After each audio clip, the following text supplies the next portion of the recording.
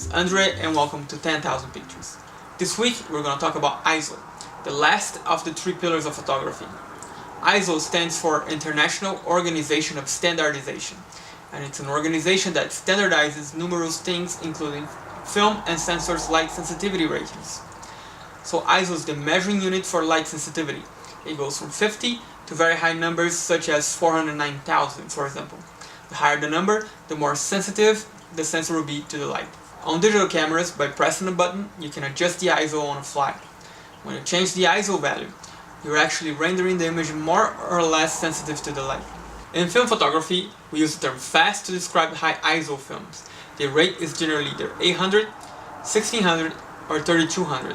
We typically use fast films for action pictures, low light situations, or when we're using a long zoom lens. This is a Kodak 3X400. It's a 400 ISO film. 400 films are very versatile and are suitable for indoor and outdoor photography. When we change the film or sensor sensitivity, we're lowering the amount of light that we need to expose a certain image. Every time we double the ISO from 100 to 200 for example, we're increasing the exposure in one stop. In practical terms, when we increase the ISO, we're able to use higher shutter speeds and smaller apertures. It's clear by now that every decision that we make in photography carries a disadvantage. In order to absorb more light, film needs to have broader silver particles in its composition. Those particles, grains, become visible in the picture. They create a grainy or noisy effect and is usually what we consider to be undesirable. But we can use this technique for aesthetic appeal in certain situations. The same happens in digital photography. To make the picture brighter, high ISOs will produce some noise, loss of sharpness, and color fidelity. In this picture, for example, my assignment was to follow the Brazilian gymnastics team practice. The sport consists in fast-paced action routines that demand high shutter speeds to freeze the movement. With no other option, I opened my diaphragm to the highest setting available, f2.8, to maximize the light that the gym made available to me. Then, I detected the amount of speed that I needed on the shutter to freeze the movement.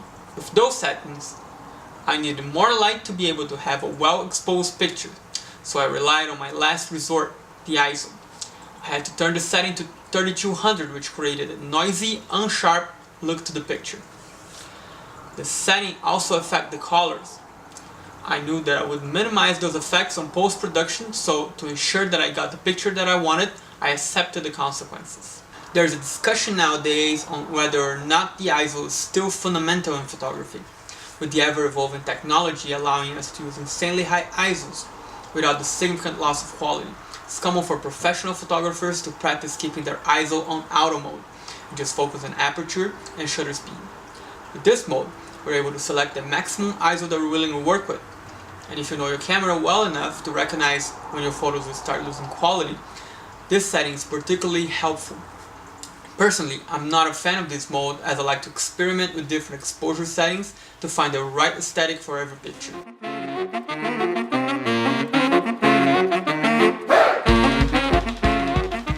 During film photography age, noisy pictures were very common. Using high ISO films were a necessity and a ton of iconic pictures display this feature.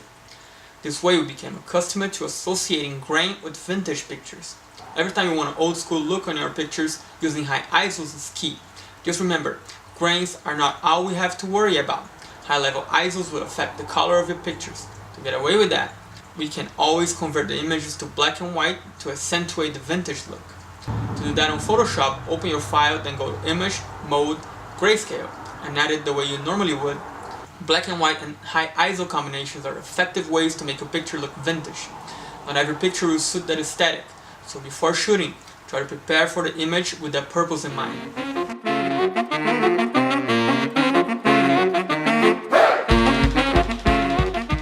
We have established that when we change the ISO, we're rendering the image brighter, or in film photography, we're using a film that is more sensitive to the light. ISO values usually go from 50 to 3200 on film and up to 409,000 on digital cameras.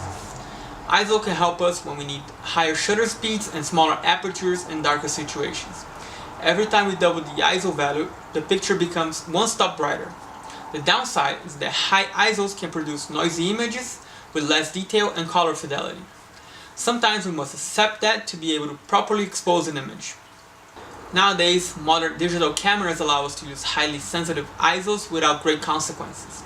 Many photographers rely on auto ISO mode so they can have freedom to choose preferable shutter speed and aperture values on their cameras. Having a good understanding on how ISO works and when to use it is a great way to make sure your pictures will always be sharp and bright, even on poor conditions. Experiment with different ISO values and be sure to post your shots in the comments. Next week, we'll talk about how to coordinate shutter speed, aperture, and ISO to create perfectly exposed pictures on every situation. That's it for this week, and see you next time on 10,000 Pictures.